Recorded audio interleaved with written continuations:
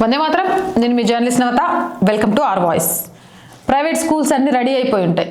Christmas celebrations ఇక చెప్పంగానే ఇక మా అంతా సుడో సెక్యులర్గా మారిపోయి మా అమ్మాయిని మేరీ మాతగా వైట్ డ్రెస్ వేసి పంపిస్తాం, మా అబ్బాయిని శాంటా క్లాజ్ అంటాం, ఇక యేసు ప్రభుగా తయారు చేస్తాం.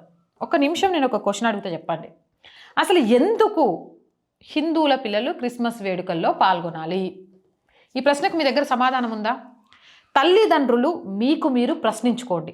ఎందుకు మీ పిల్లల్ని ఒక శాంతా క్లాజ్ లాగానో, ఒక జోకర్ లాగానో, ఒక ఆవెవరో వైట్ రెక్కలు పెట్టుకున్నామలాగానో, లేకపోతే ముళ్ళ కిరీటం పెట్టుకున్నట్టుగానో ఎందుకు ఆ వేషాలు గట్టి పాల్గొనేలాగా చేయాలి? అంటే మీ పిల్లలని మత మార్పిడి ఉచ్చులోకి మీరే నెట్టేస్తున్నారా?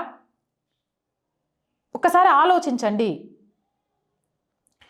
మీ పిల్లల్ని ఇటు క్రిస్మస్ కానీ అటు ఇంకో పండుగ కానీ వస్తే తయారు చేసి పంపిస్తున్నారు కదా, కానీ వాళ్ళు ఎప్పుడైనా కనీసం మన ప్రసాదమైన ముట్టుకోవడం చూసారా?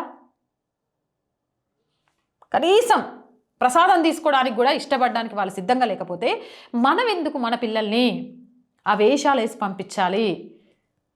ఎందుకు మనం ఆ పండగల్ని సెలబ్రేట్ చేసుకోవాలి? మనం మాత్రమే సెక్యులర్లమా? ఈ దేశం, ఈ రాజ్యాంగంలో ఎక్కడైనా రాసుందా హిందువులు మాత్రమే సెక్యులర్లుగా బ్రతకండి, హిందువులు మాత్రమే అన్యమతాల పండుగల్లో పాల్గొనండి, అన్యమతస్తులు మాత్రం వాళ్ళ మత అభిప్రాయాలని, వాళ్ళ మతం యొక్క నియమాలు అని చెప్పి హిందూ ఆచారాలని పాటించరు అని లేదు కదా? మరి లేనప్పుడు వాళ్లకు లేని ఈ వింత రోగం మనకెందుకు? మన పిల్లల మీద ఎందుకు? అమ్మా నేను శాంతా క్లాజ్ వేస్తాను ఇది అన్నప్పుడు, నానా నీ ఫ్రెండ్ నువ్వు శాంతా క్లాజ్ వేసుకొని పో, నేను కొనిస్తా నీకు డ్రెస్సు, కానీ రేపు మన ఇంట్లో కూడా ఒక పూజ ఉంది, మీ ఫ్రెండ్కి ప్రసాదం పెట్టి కొంచెం బొట్టు పెట్టినానా అని చెప్పు. పెట్టించుకుంటాడా? చేస్తాడా? మరి అక్కడ వాడు చెయ్యడు అని తెలిసినప్పుడు మీ పిల్లాడికి చెప్పాలి కదా. మనం హిందువులం నానా, మన లెక్క ప్రకారం బొట్టు ఉండాల్సిందే, ఈ జోకర్ వేషాలు అయ్యాం, మనం మహారాజులం, ఛత్రపతి శివాజీ మహారాజ్ వారసులం అని చెప్పాలి కదా. అండ్ ప్రైవేట్ స్కూలు యాజమాన్యాన్ని కూడా నేను అడుగుతున్నా, క్రిస్మస్ వేడుకల కోసం హిందూ పిల్లలకు జీసస్, శాంటా, జోకర్ ఇలాంటి వేషాలు వేస్తారు కదా, మరి మీరు క్రిస్టియన్ పిల్లలతోటి, ముస్లిం పిల్లలతోటి జై శ్రీరామ్ అని చెప్పిస్తారా? ఎందుకు? వాళ్ళకే మత స్వేచ్ఛ ఉందా, ఈ పిల్లలకు లేదా? శ్రీరామనవమి రోజు బొట్టు పెట్టి పానకము వడపప్పు పెట్టి పూజా కార్యక్రమంలో పాల్గొనేలాగా చేస్తారా? ఒక క్రిస్టియన్ అబ్బాయికి హనుమంతుడి వేషం వేస్తారా? ఒక ముస్లిం అమ్మాయికి సీత వేషం వేయగలుగుతారా? అలా వెయ్యలేనప్పుడు హిందువుల పిల్లలతో మాత్రమే మీరు ఇలాంటి వేషాలు ఎందుకు వేపిస్తారు? ఫస్ట్ పాఠశాలల్లో ఈ ఆలోచనలు మారాలి. శ్రీరామనవమి రోజున క్రిస్టియన్ పిల్లలకు శ్రీరాముడి రూపాన్ని వేయించలేని వారు హిందువుల పిల్లలకు జీసస్, శాంటా వేషాలు వేయించకూడదు. మీకు ఆ హక్కు లేదు.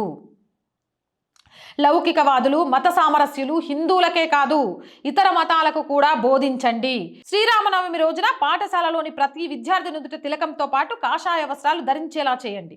జై శ్రీరామ్ అనే నినాదాలు చెప్పించండి. అలా చేయలేని వారు క్రిస్మస్ వేడుకలు చేయడం కూడా మానుకోండి. అండ్ పేరెంట్స్కి చెప్తున్నాను, చిన్నప్పటి నుంచి మన ధర్మం అందరినీ కలుపుకోమని చెప్పింది, కానీ వాళ్ళ మతం హిందువులను అంటే మతం మార్చమందే తప్ప హిందూ ధర్మ ఆచార వ్యవహారాలను పాటించవద్దని చెప్పింది అనే ఈ భావజాలంతో పిల్లల్ని గనక పెంచితే రేపు మత మార్పిడి ఉచ్చులో మీకు తెలియకుండా మీ పిల్లల్ని తోసేసినట్టే. మీకు తెలియకుండానే వాళ్ళకు క్రైస్తవ ఆచారాలు, మీకు తెలియకుండానే వాళ్ళకు ముస్లిం ఆచారాలు నేర్పిస్తూ మీ ధర్మ ఆచారాలను నేర్పించడం వదిలేస్తున్నట్టే. రేపు నువ్వు ఎంతో ముద్దుగా రామ్ అని పేరు పెట్టుకున్న నీ కొడుకు ఏ రహీంగానో, లేకపోతే ముద్దుగా లక్ష్మి అని పెట్టుకున్నమ్మ ఏ మేరీ మాతగానో పేర్లు మార్చుకుంటే కనీసం మీకు పిండాలు పెట్టడానికి కూడా లేకుంటే పరిస్థితి ఎలా ఉంటుందో ఒక్కసారి ఆలోచించుకోండి. ఇలాంటి మూర్ఖపు సుడో సెక్యులర్ భావజాలానికి అంతం పలకండి. మీ పిల్లలను స్కూల్లో జరిగే క్రిస్మస్ వేడుకలకు వెళ్ళమని వద్దని చెప్పట్లే, కానీ అక్కడ వేషాధారణలు మాత్రం వేయకూడదు. బొట్టు పెట్టుకోవాలి, గాజులు వేసుకోవాలి, చక్కగా మన సాంప్రదాయ పద్ధతిలోనే ఆ కార్యక్రమాలకు వెళ్ళాలి. ఫ్రెండ్స్తో క్రిస్మస్ పార్టీలకు పంపించకండి. మీరు ఈరోజు మీ పిల్లల్ని క్రిస్మస్ పార్టీలకు పంపించినప్పుడు రేపు ఆ క్రిస్టియన్ పిల్లలు కూడా మీ పండుగలకు వస్తారా? పిలిచి అడగండి. మీ ప్రసాదం తింటారా? పిలిచి అడగండి. వాళ్ళ పేరెంట్స్ వాళ్ళకు నేర్పిస్తున్నట్లుగా మీరు మీ పిల్లలకి ఎందుకు నేర్పించలేకపోతున్నారని ఒకసారి ఆలోచించండి. ఆలోచించకపోతే ఇందాకే చెప్పాగా, మీకు పిండం పెట్టే దిక్కు కూడా ఉండదు. అది వాస్తవం. నిజాలు కఠినంగానే ఉంటాయి వినడానికి. ఇష్టం ఉన్న వాళ్ళు వినండి, లేని వాళ్ళు స్కిప్ చేయండి. కానీ స్కూళ్ళకు పేరెంట్స్కి మళ్ళీ చెప్తున్నాను, మత మార్పిడి ముఠాకు పసితనంలోనే పిల్లల మెదల్లో ఒక గ్రాఫ్ గీసేసి వాళ్ళకు తెలియకుండానే ఆ ముఠాల చేతిలో బలయ్యేలాగా మీరే కారణం కాకండి. తస్మత్ జాగ్రత్త. నేను చెప్పింది కరెక్టా కదా? మీ అభిప్రాయం ఏంది?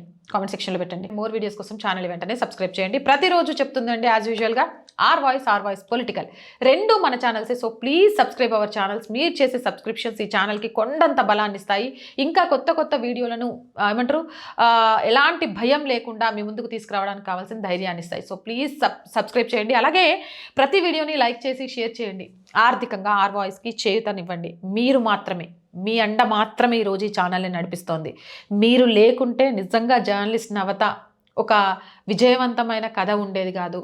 ఓ ఆడపిల్ల దేన్నైనా సాధించగలదని ఒక నమ్మకం వచ్చేది కాదు. మేము మా వంతుగా ప్రయత్నం చేస్తున్నాం బ్రేక్ ఈవెన్కి చేరుకోవడానికి. అప్పటి వరకు మాత్రం మీ బిడ్డగా నన్ను ముందుకు తీసుకువెళ్లాల్సిన బాధ్యత మీ మీదే ఉంది.